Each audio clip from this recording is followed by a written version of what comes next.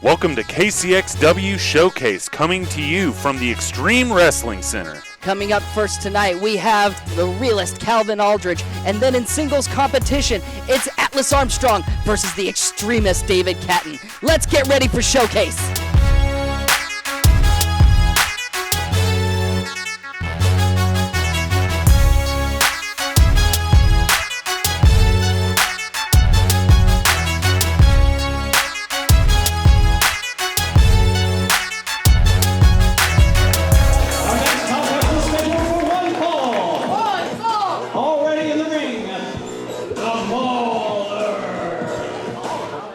The Mauler has been extremely impressive in the ring lately. We saw him win that huge student battle royal back at Unleashed in the pre-show. Turned it around into an opportunity to face Rad Rico. Came up a little short there, but you know what? I like the Mauler's look. I like his gumption. I think I'm seeing good things out of this one. He's an undeniably impressive athlete. And his opponent, the Realist, Calvin Aldridge. But if you're talking about an impressive athlete, there are few here at KCXW that can measure up and match up to the athleticism of the two-time Kansas City champion, Calvin Aldridge. When it comes to the in-ring skill, the accomplishments, I mean, the level of influence that he has throughout KCXW cannot be denied. If there's one thing that you really want to pick up when you're watching Calvin, little wasted movement. This is a man that knows how to preserve his energy and how to make every shot, every step count so that he can go longer and stronger than most other competitors that he's in there with. Efficiency is the name of the game when it comes to the Realist. And the level of conditioning is unparalleled. I mean, even a guy like the Mauler is going to have trouble keeping up with Calvin Aldridge. Absolutely. We're talking about he's got that triple threat coming up for Extreme Freedom. And if there's something that you need to know about the Realist, this is not a man who's going to be concerned about going the distance in that triple threat matchup. Not at all. I mean, we're talking about a man that fought 2 matches in the same night at our last event. Absolutely. Going up against top-tier caliber in both matches. I mean, absolutely. He went up against Tobias Storm. He went up against Cameron Burnett, a former WWE NXT superstar. So you are talking about 2 absolutely high-level conditioned athletes, and Calvin was toe-to-toe with both of them. And that's the thing about Calvin. He will not back down. And tried to throw a shoulder block on the Mauler. Nothing doing. He may not back down, but the size is definitely an issue there. And now, okay, referee's got to remember the rules here. If Calvin's in the ropes, referee's got to allow him that chance to break. Smart move by Calvin, taking advantage of the rules there. Showing off the vet savvy there. Absolutely. As a 2-time former champion, as a former Metro champion, there are few that know how to use the rules to their advantage, like the Realist. Tried for a leapfrog and got caught by the Mauler. And the Mauler using the power advantage to take Calvin Aldridge out. And you see a house of fire coming out of the Mauler now. Hooked for a low waist lock. This could be bad news bears for Calvin if he's not careful.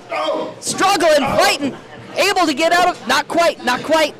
Mauler still got him locked in tight. The Mauler's got him in a vice grip right now, but... Oh, and there's that wisdom of Calvin once again. Exactly, the light bulb went off and Calvin immediately turns the tables on the Mauler. Using the rules to his advantage, using every part of the ring to his advantage. This is the kind of stuff that makes you a championship caliber athlete. And after that big boot, Calvin has completely changed the complexion of this matchup. In just a quick instant, using that turnbuckle to stun the Mauler and then dropping him with that heavy right foot. You see Calvin working the long game already, putting him down, wearing him down. And this is the kind of work that'll make Calvin the guy to win that triple threat match and become one of the few to ever be a 3-time Kansas City champion. Cutting off the Mauler there. Mauler was coming back, but Calvin, again, taking advantage. Every time he goes high, he misses the Mauler. I think he's got a match. Oh, that one caught. High drop kick to the chin. I think it was all a ruse, just setting Mauler up for a devastating shot. I gotta say, Calvin Aldridge has one of the prettiest drop kicks in the business. I've seen him hit. His aim with it is impeccable. I've seen him go up against guys who are 6'3", 6'4", and it's right on point every single time.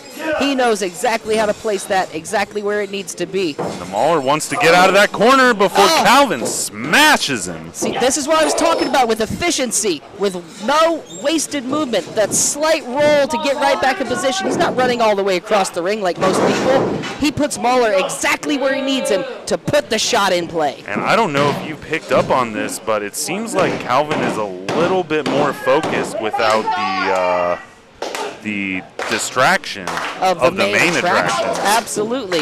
We saw him make that separation after Unleashed. He's noticing that he's got to focus on one prize alone, and Mauler's starting to come up big. Those right hands aren't doing anything, and here comes the Mauler with a series of rights. And he is putting everything into those shots. Calvin goes down to one. Mauler for that rear waist lock again, gets the German suplex.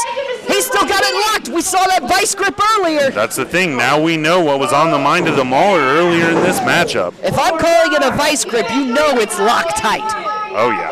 I mean, who better to call it? Absolutely. And look at this, going for that third German now. Calvin is going to be in a world. If he hits this match may be over, ladies and gentlemen. I think third time's a charm. The Mauler absolutely dominating this matchup. Mauler's ready to finish it off. Calvin looks worse for wear. He's not paying attention. Things could be going really sour. And high knee to the jaw. And Calvin caught him right in the face with that knee as Mauler was coming in hot. And I mean, the Mauler had an absolute head of steam going into the corner. He might be out. That's again, one of those rookie mistakes, running in too fast, too hot, using all that extra momentum. He couldn't stop in time, and Calvin knew exactly how to lure him into play. And now, getting the hook. Reality check? No, wait a minute. A reverse DDT with a drop. And he has just absolutely laid the Mauler out, ladies and gentlemen. And that's it for the Mauler. Looking up at the lights as Calvin Aldridge takes the win. And ladies and gentlemen, you just saw it here. I was saying it throughout the match. Look at, he's barely breathing heavy after that. I mean, after a major encounter with a heavyweight competitor, Calvin looks like he's ready to go through a whole nother match. I was about to say, I think he's used to playing 2 matches in one day. A triple threat is going to be a cakewalk for somebody like the Realist. Hold on, Calvin. There you are. Wait a minute. This right here? They say, heavy is the head that wears the crown. We got KC champion Hardlock Kyle Rogers. Championship as my crown, and my wrench as my scepter. Hardlock is the king of KCXW, which makes the Realist a peasant, and Clay Huna my jester. Ooh. You're not the king. You and Clay Huna want to ruin my vacation. You two think that you deserve this title shot, but you see, since I started this company, you have been the best of us. You should have held this title. When you won this title, it should have been the Realist era, but it wasn't.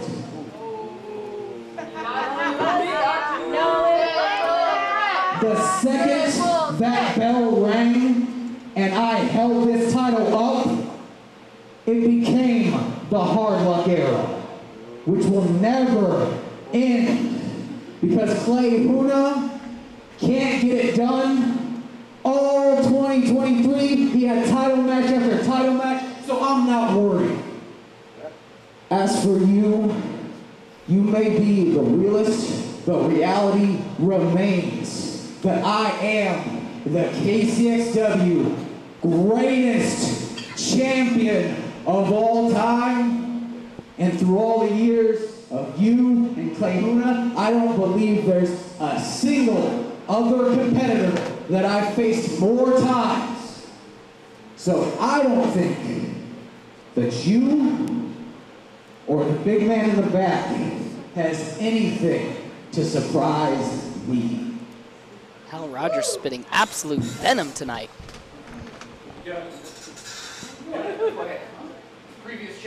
Now, Rogers really looking to cement himself in the KCXW history books. And Calvin cut off once again, this time by the brother man himself, Clay Huna. And Clay Huna commandeering the mic. The last 2 years, only one man has picked me. I've only picked once in 2 years, brother. Little brother. So let's get it straight. You got what I want. I'm hungry, and it's time to eat. You, it's funny how at Extreme Freedom, it'll be a year since you cost me my title. So now it's my turn to cost you this opportunity. So I've been thinking. How many more people are going to come here? You beat me. Same goes for you. We've been each other how many times God only knows. So how about this? July 20th at Extreme Freedom. Hard luck. The Realist and the Big Brother in a 30-minute Ironman match. Yeah! Is the champion. Yeah! Yeah! Clay Huna laying down a gauntlet of a challenge. Incredible news for the KCXW fans out there. This is going to be an incredible match. Shut up! We're this world. I carried this company on my back for the last 7 years. Not you. Not you. You may have been here first, but guess who changed it first? And who's still not changing, and never going to change it. You may be changing right now. There's I was robbed twice. Every time I held here, these things have been screwed out of. Dislocated shoulder with a metro title. Screwed by this thunder. Then my foot was on the road. I am the realest champion this company's ever had and ever will have. No. The day that I leave, this company is dead. You need me. You need me. These people need me. This company needs me. No, we don't. Calvin is incensed. No shortage of vitriol between these three. No, you won't. Won an Ironman match. I was in 2 matches last month. I beat him today, and I barely lost the last one. So imagine what I'm going to do now, but I have nothing left to lose. Welcome to the women's world. You're all just living. Calvin accepting. I think we officially may have a triple threat iron match for Extreme Freedom now. 3 men, 30 minutes. As many falls as it takes. Whoever ends up with the high score at the end of the night will be walking away undisputed as the Kansas City champion. And this is unprecedented, I think. I don't know about you, but I've never heard of a 3-way Ironman match. We've certainly not had one here in KCXW. We have absolutely raised the bar on what to expect with this. A 30-minute Ironman match for the KCXW Kansas City Championship at KCXW Extreme Freedom on July 20th. Alrighty, now let me tell you, you are in for a treat with this matchup. We've got a local extremist expert in the booth tonight, so who better to call this match? I like to think of myself as a hardcore connoisseur, if you will. And what you're going to be seeing tonight, you've got Atlas Armstrong. Again, you remember him from Unleashed. He was foolish enough to walk into the ring with myself and the rest of the Extremists. Well, today, he's got to get himself a little bit of a one-on-one taste with none other than the guru of hardcore himself, David Cattin. Accompanied to the ring by Lady Pride. He is 9 billion millimeters tall and weighs 420 stone. Representing the Extremists, David Cattin. And I've got to say, David Cattin, the leanest super heavyweight I think I've ever seen in my commentary career. He carries that 420 stone very, very well.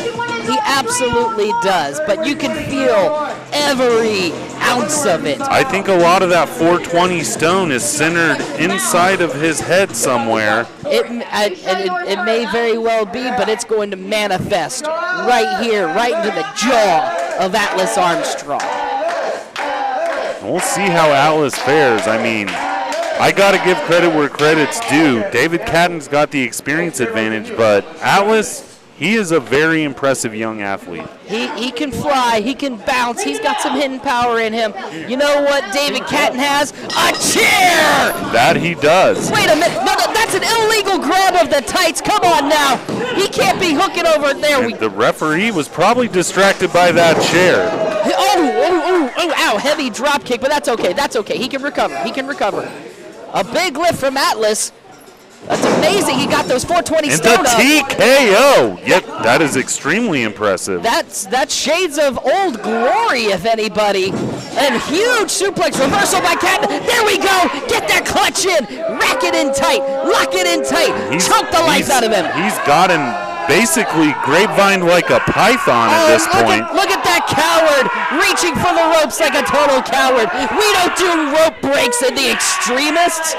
You get out or you tap out. That's how this works. Put him to sleep. And the referee has to call for the bell there. That's a technicality. David's clearly won this one. Put that man to sleep. It's over. I'm sure Atlas Armstrong does not feel like a winner. What is that star-spangled idiot doing out there? Lady Pride, take It's care a of good this. thing she's out there, or else David would be 2-on-1. I don't understand what Old Glory thinks he's doing walking out here. This is Atlas Armstrong. needing help. The coward Armstrong. He tells himself he's Atlas. Well, I saw him shrug, and he just dropped the world because he needed Old Glory to come save his scrawny self. And I don't know about you, but I foresee these two being a little bit of a pain in the backside of the Xtremists. Old Glory raising Atlas's hand, a vain gesture. We all clearly know who won that fight. David had him set dead to rights, choking him out right over there, right there. I gotta say, Atlas is lucky he's not sleeping in the ring right now. Absolutely. If this had stayed a fair contest, Atlas would be taking the long sleep right now. I guarantee it. David had him 1-2-7.